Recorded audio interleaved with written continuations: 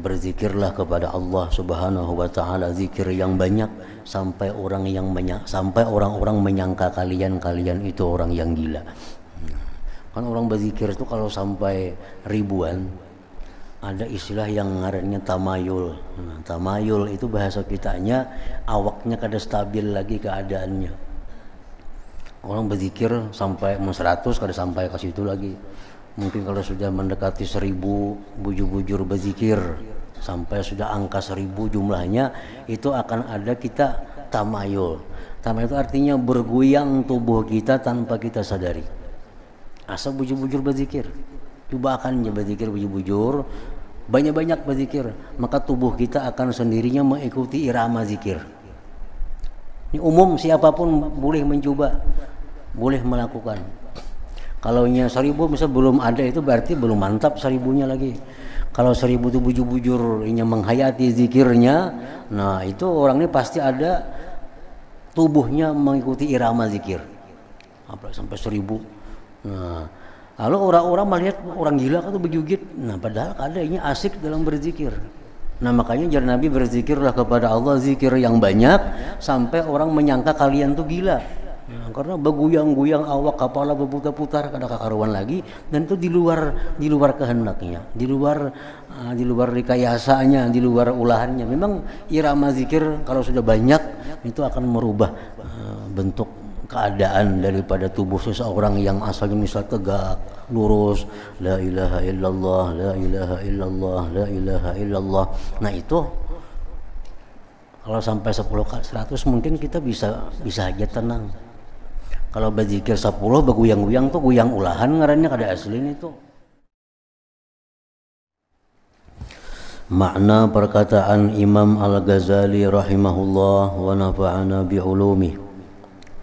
Dimimpikan Asyibli setelah ia meninggal dunia 3 hari. Syibli itu adalah nama suatu nisbah. Nama beliau yang sebenarnya adalah Dulab bin Ja'far bin Yunus. Cuma masyhur dengan sebutan Asyibli. Imam Syibli ini kelahiran tahun 200-an atau di abad 2 Hijriah. Beliau adalah murid dari Imam Al-Junaid Al-Baghdadi. Nah, setelah 3 hari Imam Syibli meninggal dunia, ada yang bermimpi bertemu dengan beliau. Lalu dikatakan kepadanya Imam Syibli, apa yang diperbuat oleh Allah denganmu? Asyibli menjawab, dia berdebat denganku. Maksudnya bahwa Allah telah menghisap aku dengan hisap yang teliti. Jadi dia, Allah, berdebat denganku. Artinya Allah menghisap aku dengan hisap yang teliti. Karena Imam Syibli ini sebelum beliau masuk ke dalam satu tariqah Junaid Al-Baghdadi, beliau termasuk orang yang kaya raya sebelumnya. Jadi hidup beliau penuh bergelimang dengan kemewahan, dengan kekayaan. Nah, setelah beliau masuk dalam tarikat Junaid, lalu beliau tinggalkan seluruh kekayaan itu, lalu masuk dalam tarikah sampai akhirnya beliau mencapai ma'rifat dan menjadi seorang imam di Baghdad. Nah, jadi beliau dulunya orang yang kaya raya, orang yang banyak punya harta. Nah, sehingga begitu beliau wafat, ada yang bermimpi bertemu dengan beliau dan ditanyakan bagaimana Allah memperbuat akan engkau. Nah, beliau menjawab, Allah telah meneliti hisab denganku, sehingga aku berputus asa. Maksudnya sehingga aku berputus asa artinya sehingga aku tidak mengharap keselamatan diriku. karena hisab yang sangat rinci. Nah, hisab yang sangat rinci dari Allah. Arti hisab yang sangat rinci itu artinya Allah akan mempertanyakan kepada kita secara detail, secara rinci nikmat yang diberikannya satu persatu, lalu ditanyakan satu persatu pula tentang penggunaan nikmat itu. Nah, ini apabila orang siapapun yang diperlakukan seperti itu oleh Allah, maka dia akan celaka. Nah, siapapun apabila Allah memperlakukan seseorang di akhirat itu dengan hisab yang teliti, maka orang itu akan diazab. Ujar Rasulullah sallallahu alaihi wasallam, "Man nukisal hisab udziba." Siapa yang diteliti hisabnya di akhirat itu, maka dia pasti akan disiksa. Karena setiap kita dapat nikmat dari Allah, itu pasti kita kada akan bisa semua nikmat itu kita habiskan di jalan Allah. Pasti ada nikmat-nikmat yang kita gunakan dalam hal yang sia-sia. Pasti ada nikmat yang kita gunakan dalam perkara yang makruh. Ada nikmat yang kita gunakan dalam perkara maksiat. Nah, jadi kalau setiap per nikmat itu ditanya di mana penggunaannya satu persatu, kita akan binasa. Nah, oleh karena itu kita disuruh minta kepada Allah agar dihisab dengan hisab yasira, hisab yang inting, hisab yang mudah. Nah, lebih baik lagi kita minta kepada Allah agar tanpa dihisab. Nah, dengan demikian kita ada harapan untuk selamat daripada azab Allah. Nah, Imam Syibli ini karena beliau dulunya mempunyai kekayaan yang banyak, walaupun pada akhirnya beliau tinggalkan kekayaan itu dan masuk dalam satu tarikah, berhasil jadi imam besar di Baghdad.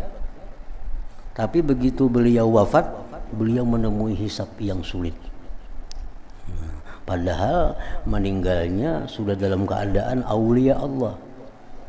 Padahal ini Syibli ini meninggal sudah jadi waliullah, sudah meninggalkan kekayaannya jauh hari sebelumnya. Nah, tetap beliau dihisab oleh Allah. Sehingga aku berputus asa, ya Sidin. Putus asa artinya kada berharap selamat lagi ini. Nah, sudah mulai hisab sudah mulai sulit. Lalu ketika dia melihat keputusasaanku, ketika Allah sudah melihat bahwa aku ini kalah sudah, banyak kada kau mempertanggungjawabkan lagi nikmat yang diberikannya, maka dia melimpahkan kepadaku dengan rahmatnya. Akhirnya aku diberi Allah rahmatnya sehingga aku diselamatkan Allah subhanahu wa ta'ala. Nah, memang demikian, beliau dulunya adalah orang yang kaya raya, orang yang punya kemewahan hidup, tapi beliau tinggalkan untuk ma'rifat kepada Allah, jadi waliullah. Nah, lalu di akhirat pun demikian, dihisab dulu. Nah, setelah kalah, akhirnya diberi rahmat oleh Allah subhanahu wa ta'ala.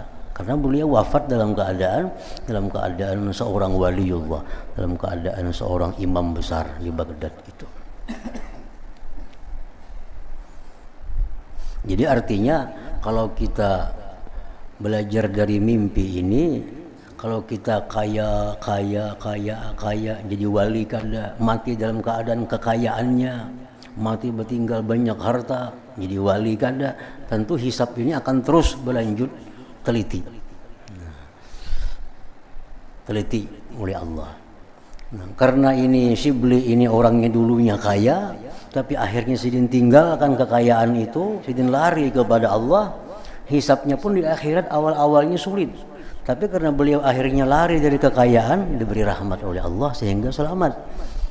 Nah, jadi kita paham dari yang demikian bahwa andai kata ada orang yang terus-menerus dalam keadaan kekayaannya dan dia mati dalam kekayaannya tanpa ma'rifat kepada Allah, terus-menerus dia akan diteliti hisabnya oleh Allah.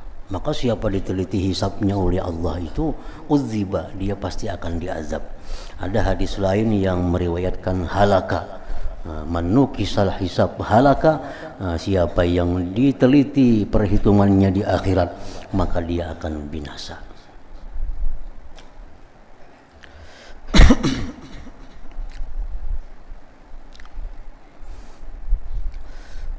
Sayyidina Umar bin Khattab memberikan solusi atau jalan bagaimana supaya hisab di akhirat itu inting, dengan cara, ujar Sayyidina Umar, hasibu ampusakum qabla an tuhasabu. Hitunglah diri kamu, hisablah diri kamu sebelum kamu dihisab di akhirat. Nah, itu jalan untuk memudahkan hisab di akhirat. Kita berdahulu berhitung. Kita dulu menghitung di sini sebelum mati. Nah, kita hitung nikmat yang diberikan Allah lawan kita nih. Mulai kita nikmat mata diberikan Tuhan lawan kita, kita hitung berapa mata kita yang kita gunakan untuk taat kepada Allah, berapa mata yang kita gunakan untuk mencari kesenangan dunia, berapa mata yang kita gunakan untuk memandang hal-hal yang dimakruhkan Allah, berapa mata yang kita gunakan untuk hal-hal yang diharamkan oleh Allah. Kita hitung dulu sebelum kita mati. Nah, mata digunakan untuk taat seperti membaca Al-Quran. Walaupun hafal, baik jangan berhafal. Hafal itu bagus, dimuliakan Allah, ada hadiah khusus dari Allah orang yang hafal Quran atau hafal kitab-kitab agama ini. Tapi kalau untuk membaca lebih baik kada usah berkitab, kada usah berhafal itu. Baca kitabnya. Karena di situ mata kita tak pakai untuk taat kepada Allah. Baca Yasin, walaupun hafal Yasin, baik baca Yasin. Walaupun hafal Tabarak, baik baca surah Tabarak lewat Qur'annya. Nah, di situ ada perhitungan mata kita digunakan untuk baca Al-Quran. Nah, kitab-kitab agama demikian pula. Sekian jam kita memandang kitab ini, kitab bicara tentang hukum Allah. Nah, itu mata kita sudah kita gunakan di jalan yang benar. Nah, itu mata yang positif, mata yang membawa kenyamanan di akhirat. Nah, kita hitung mata kita sehari. Mata yang kita gunakan untuk menuju jalan ke masjid itu mata ibadah. Mata di mana kita gunakan untuk menuju jalan ke langgar, menuntut ilmu, silaturahmi, itu mata yang kita gunakan untuk ibadah. Nah, kemudian kita hitung lagi mata yang kita gunakan untuk kesenangan nafsu, seperti melihat keindahan-keindahan dunia tanpa ingat kepada penciptanya Allah Subhanahu wa Ta'ala. Ini mata memandang kepada indahnya bangunan ini, indahnya laut ini, indahnya rumah ini, indahnya mobil ini. Kita lihat mata kita gunakan tanpa kita ingat keindahannya Allah, maka itu mata kita gunakan untuk duniawi. Ini sia-sia dan bisa jadi akibat yang kada baik. Kita hitung lagi mata yang kita gunakan memandang yang makruh-makruh, mata yang kita gunakan untuk yang haram-haram. Nah, sudah kita hitung di total mana kira-kira banyaknya. Nah, jadi kita kalau sudah menghitung dalam dunia ini, nah, kita akan mudah di sana diperhitungkan oleh Allah. Nah, telinga diberikan Allah nikmat, mana telinga yang digunakan untuk ibadah. Nah, telinga kita mendengar ilmu, mendengar Quran, mendengar nasihat-nasihat hadis, perkataan ulama. Nah, telinga mendengarkan itu adalah telinga yang digunakan untuk ibadah. Nah, kita hitung juga. Nah, belum lagi nikmat yang di luar tubuh kita. Nah, kita dapat duit hari ini dapat 1 juta. Ini nikmat nih, 1 juta ini nikmat. Nah, dari 1 juta ini berapa yang kita pakai untuk makan keluarga di rumah? Itu ibadah, nafkah, ibadah. Berapa duit yang 1 juta ini kita berikan kepada kaum muslimin yang du'afa, yang fakir miskin di sekeliling rumah kita, di lingkungan kula kita. Oh, ada digunakan 100.000, itu ibadah. Makan 100.000, untuk ini 100.000, 200.000 sudah untuk untuk ibadah. 800 ribunya kemana? 800 ribunya kemana? Nah, hitungan kita nih. Apabila itu kada jelas, nah itu yang mempersulit hisab di akhirat. Harus jelas. 800 ribu, sisanya ini 500 ribu. Di mana kan 800 ribunya? 200 ribu itulah yang sebenarnya duit kita. Itu yang sebujurnya duit kita, yang kita pakai di akhirat tuh itu. Yang sisanya masih belum jelas kemana duitnya. Bisa kita pakai untuk bersenang-senang kehidupan dunia, nukar ini, nukar itu, nyaman-nyaman, itu akan sia-sia dan bisa membawa kepada negatif kada baik. Nah, bisa juga dipakai untuk bermegah-megah, beragak-agak, ini jadi dosa. Bisa juga disimpan di lemari duitnya. Sagan apa kada tahu juga, simpan dulu duitnya. Nah, ini yang mempersulit hisab di akhirat. Makin banyak kita yang ditinggalkan di dunia nih, makin banyak hisab di akhirat itu. Nah, gitu teori Sayyidina Umar bin Khattab, kalau hendak nyaman hisab di akhirat itu hisab dulu sini. Orang yang mati bertinggal duit 1 juta lebih terdahulu ke surga daripada orang yang mati bertinggal duit 2 juta. Walaupun kedua-duanya ini sama-sama saleh atau sama-sama salah barang aja. Ini orang salah, kedua-duanya kada baik orangnya. Nang saya kong ini 1 jutaannya bertinggal duit, nang saya kong 2 juta. Kalaunya ke neraka, talakas nang ini keluarnya daripada nang 2 juta itu. Kalau orang saleh, nang sedikit itu lebih cepat dia masuk surga. Itu sudah dijelaskan dalam Quran, dalam hadis, dalam banyak perkataan ulama. Nah, dengan cara hasibu ampusakum tadi, hasibu ampusakum, hisab hitung diri kamu, maka kalian akan dihisab dengan hisab yang mudah di akhirat. Kayak orang nang setur kabang tuh, setur kabang duit tuh mulai rumah sudah disusun bagus-bagus, disusun rapi. Itu kabang tuh masuk ditimba aja lagi. Amun duit itu bakantungan kada kakaruan, isinya kada mau orang bang hitungin dulu rapi akan baik-baik. Maka di situ ngalih merapian orang banyak segala macam. Nah, kalau di rumah sudah rapi, nyaman di sana. Nah, kayak itu juga amal kita kalau di dunia ini sudah rapi, ampun kita aturannya. Sudah teratur rapi. Ini harta kita sekian, sudah ada jelas. Ini harta untuk ini, untuk itu, sudah teratur. Itu mati nyaman. Nah, sudah kita atur. Daripada diatur orang, lebih seorang nyaman mengaturnya. Jadi kita membayangkan diri kita lawan diri Imam Shibli ini. Imam Shibli ini kalau kawaliannya kan ada kisah lagi. Ini muridnya Junaid Baghdadi. Junaid Baghdadi ini muridnya daripada Sari As-Sakati. Sari As-Sakati muridnya Ma'ruf Al-Karhi. Ma'ruf Karhi itu muridnya daripada Sayyid Ali Ar-Ridha. Nah, keturunan Nabi sampai kepada kada jauh orang hidup di abad 2. Nah, karena sidin dulunya kaya raya, akhirnya sidin buang kekayaan lalu masuk ke tarikat, matinya tetap beliau dihisab dengan sulit terlebih dahulu sampai sudah merasa kada selamat lagi, hanya diberi rahmat oleh Allah. Kenapa Allah beri rahmat? Karena beliau meninggalkan kekayaannya sebelum meninggal dunia itu, masuk kepada tarikat ini.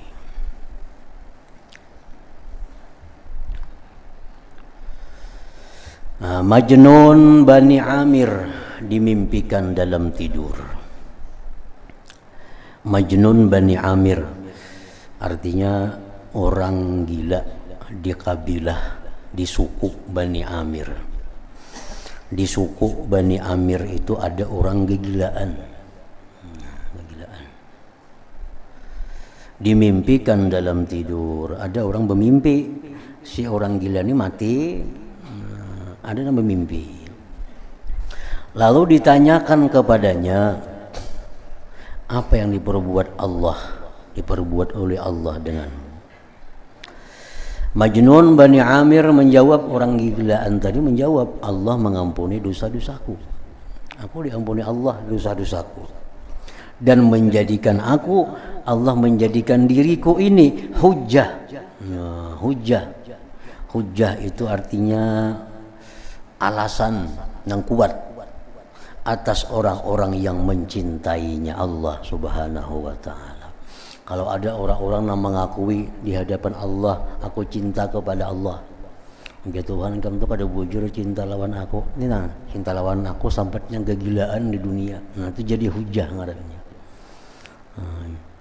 Jadi orang-orang pecinta Allah yang bujur-bujur cinta kepada Allah itu hampir dikatakan kayak orang gila artinya. Nah, jadi si orang gila dari Bani Amir ini dijadikan Allah hujah.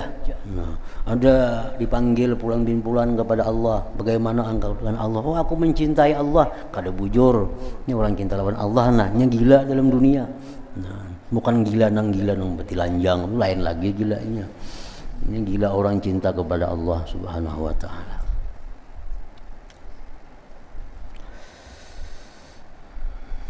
Ada hadis Nabi yang mengatakan, "Uzkurullah zikran katsira hatta yazunnan nas annakum majanin."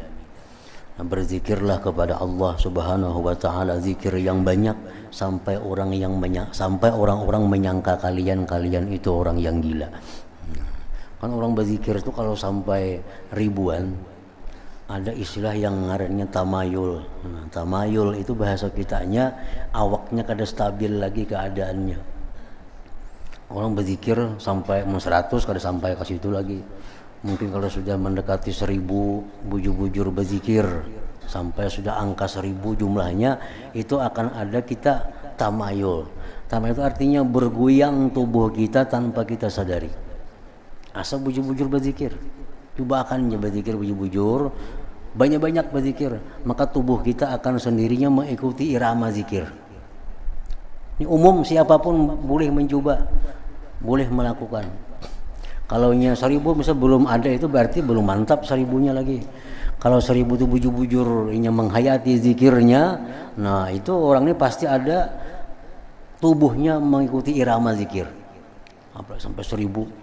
Nah, lalu orang-orang melihat orang gila kan tuh berjugit. Nah, padahal adanya asik dalam berzikir. Nah, makanya jar Nabi, berzikirlah kepada Allah zikir yang banyak sampai orang menyangka kalian tuh gila. Nah, karena bergoyang-goyang awak, kepala berputar-putar, kada kakaruan lagi, dan itu di luar kehendaknya, di luar rekayasanya, di luar ulahannya. Memang irama zikir kalau sudah banyak itu akan merubah bentuk keadaan daripada tubuh seseorang yang asalnya misal tegak, lurus, la ilaha illallah, la ilaha illallah, la ilaha illallah. Nah, itu kalau sampai 10 100 mungkin kita bisa aja tenang. Kalau berzikir 10 bergoyang-goyang tuh goyang ulahan ngarannya kada asli itu. 100 berzikir bergoyang-goyang itu ulahan itu. Lain zikir, lain tamayul yang asli lain. Nah, kalau sudah berzikir banyak, zikirlah zikir yang banyak sehingga orang menyangka bahwa kalian tuh orang gila. Nah, itu hadis Nabi.